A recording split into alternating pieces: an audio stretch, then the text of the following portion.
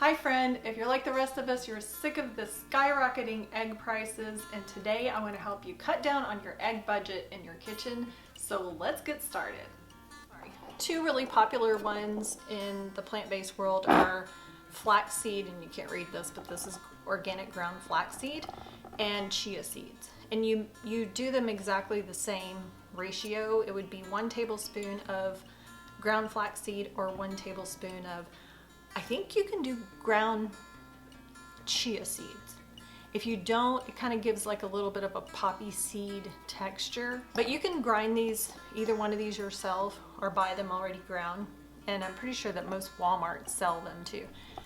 I tend to prefer the ground flaxseed. So you would do 1 tablespoon of ground flaxseed and 3 tablespoons of water, mix it and let it sit maybe 5 minutes, and then you would do the same thing with the chia seeds. Okay, so you would put your 1 tablespoon of ground flaxseed and 3 tablespoons of water. Oops. Give that a little stir. Kind of watery right now, but I'm going to set it aside. Just set it aside for about 5 or 10 minutes, and it will start to gel. You can get ground chia seeds as well.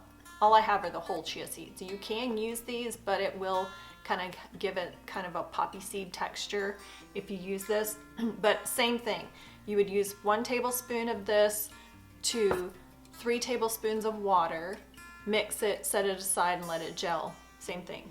Now, the difference with these two is flaxseed is going to give your dish more of a, it might give it a little bit of a nutty flavor, but if you're already using something like maybe oat flour or whole wheat or fresh ground whole wheat flour, you're not going to notice any difference with this. If you're looking for an egg replacement for something that's delicate, like I would use this in a banana bread or muffins, like, you know, if they were kind of like a quick bread type of recipe, I would be fine using either one of these in that. But if you're making something that's a little lighter, like you want like a lighter, fluffier cake, these would not be my first choice. But you can use these, you know, as a substitute. So you have that. I'm kind of going in, not in a particular order per se, but I am going to save my favorites for last. So keep that in mind. But I would say, so chia seed and flaxseed are number 1 and number 2. Okay, so number 3 and 4, and really 5, is applesauce is actually one of my favorites. But I'm going to talk about it in this kind of a category because it goes along with pureed fruit. So you can use pumpkin puree or a mashed banana, and you use 1/4 cup, whatever fruit it is that you're using, use 1/4 cup to replace 1 egg. And that's with your flaxseed or your chia seeds, this is 1 egg. So if you need 2, you double it. So you would use 1/4 cup of the applesauce. And I like these little cups because I don't have to open a whole jar of applesauce if I'm not planning on using it anytime soon or eating it anytime soon. I make a lot of apple butter, which has cinnamon in it, but if, and it has some other spices too, but if you're making a recipe that doesn't necessarily go well with those spices, then you're not going to want to use that.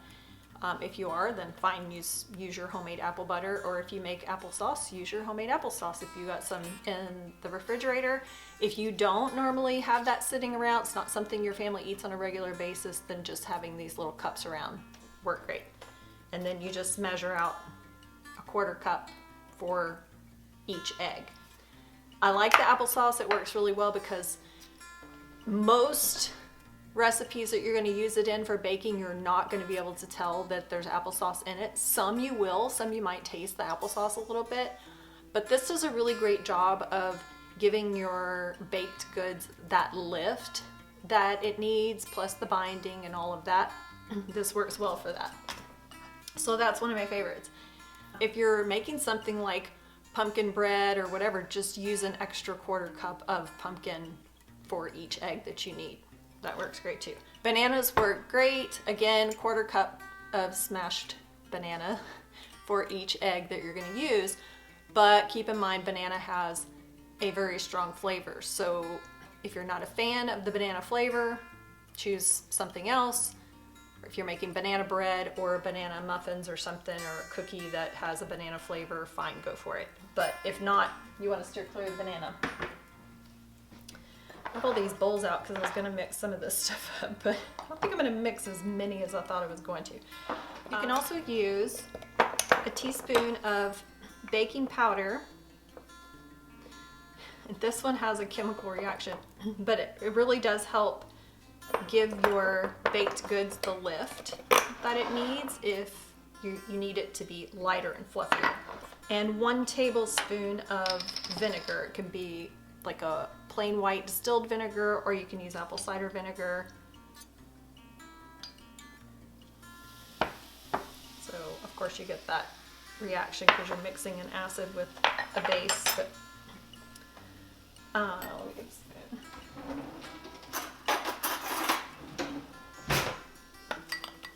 So you mix that together and then add that to your recipe. So this would be 1 egg.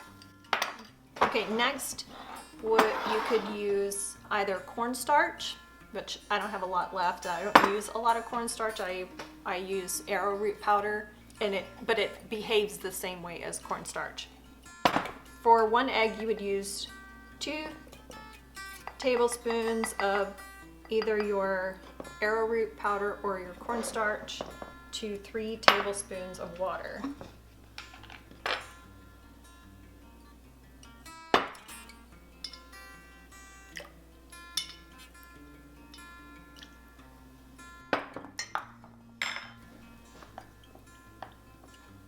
Actually, I want my whisk for this. So let me show you the flax egg real quick. It's basically become, it kind of just turns into a gelatinous glob, kind of like an egg. So it does a really good job of binding whatever you're using the egg for. You could use that in even like a meatloaf or something, but I haven't tried it, so I can't vouch for it.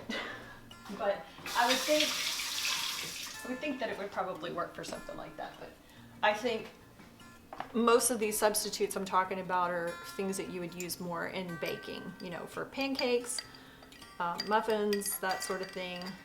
If you're making something like a French toast or bread pudding or a Dutch baby or something, you're definitely going to want to use your eggs for that. But so that would be a replacement right there for 1 egg. Okay, next, now we're getting into my favorites. So I've used most of these. I think I've tried all of them at one point or another, but it's just that the ones I'm about to show you are my favorites, the ones that I've had the best luck with. So, okay, so one of them is you can buy this egg replacer at the store. Most stores will carry this. I'm pretty sure even Walmart has it. You might have to ask somebody where it is or look it up on the app. Usually it'll tell you like what aisle it's on. And it is potato starch, tapioca flour, baking soda, and psyllium husk fiber. Let's see. To replace 1 egg, you use 1 tablespoon with 2 tablespoons of water. So I'll just show you what that looks like.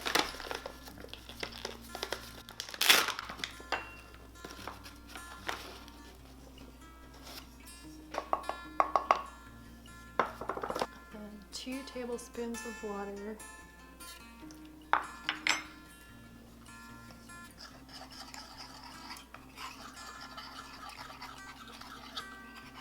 And then same thing, you just set it aside for a few minutes for it to thicken.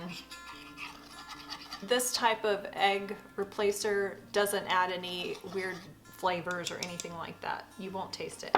Same with these, the vinegar, baking soda, and the arrowroot powder.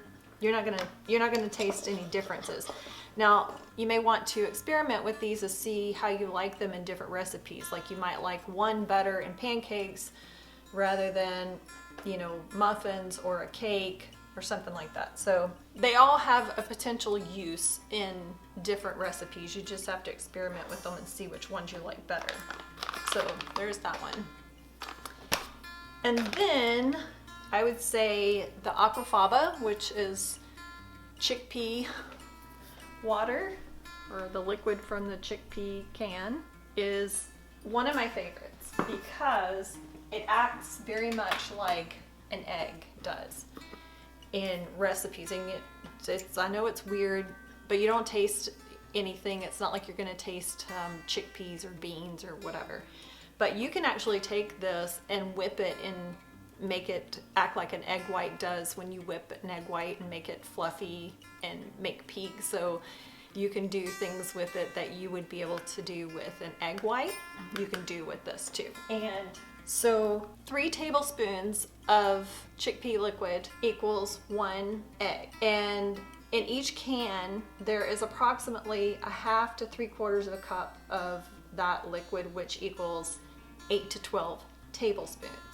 So you would get the equivalent of about 3 to 4 eggs out of 1 can. Just depends on, you know, the brand, how much liquid's in there.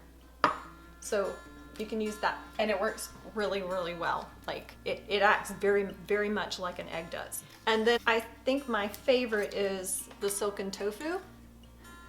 So you can get shelf-stable silken tofu and keep it in your pantry for whenever you need it. Now the thing is, once you open it, you know, it'll last for a good while. I can't say exactly how long because I use it up, you know, pretty quickly, but it works really well in replacing eggs in your baked goods. So you would use a 1/4 cup, just like you would like a fruit puree or whatever. That's usually about the volume of 1 egg is a 1/4 cup. So that's what you use for this, but it behaves very well in cakes and muffins and that sort of thing. So yeah, that one's my favorite. But I do use applesauce, the aquafaba, and the egg replacer, the store-bought egg replacer. I probably use those the most. But like I said, a lot of these are really good anyway. That's the store-bought egg replacer mix with water. You see, they all kind of have that consistency, except like this one and the arrowroot powder, they're a little different. And here's our flax egg. It's been sitting for a while, so you can see how it looks, behaves. But that's a good one too.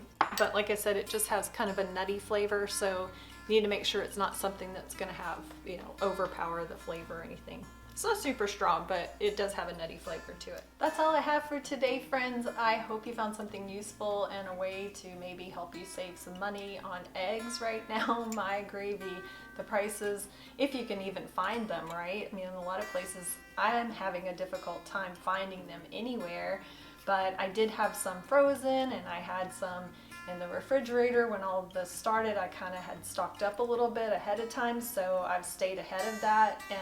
But I am not using them in my baked goods. I'm used to cooking plant-based with a lot of things, and I eat more vegetarian these days, but many days I eat totally plant-based. So I'm used to cooking without eggs, well, baking without eggs. And I've done that for several years, actually a couple decades now, but so I do have a little experience with it. Trust me, it comes out just fine. Your family won't miss the eggs in a lot of these baked goods. So give them a try and let us know down in the comments if you've tried some of them before, or if you know of some egg replacements that I didn't mention. Share in the comments and let us all know, because I'm sure there's a ton that I don't even know about or I've never tried. But yeah, let's share in the comments, and everybody share your ideas on how to save money on eggs right now, or maybe even where to find some actual eggs. So anyway, guys, I hope you have a great day, and I'll see you next time. Bye.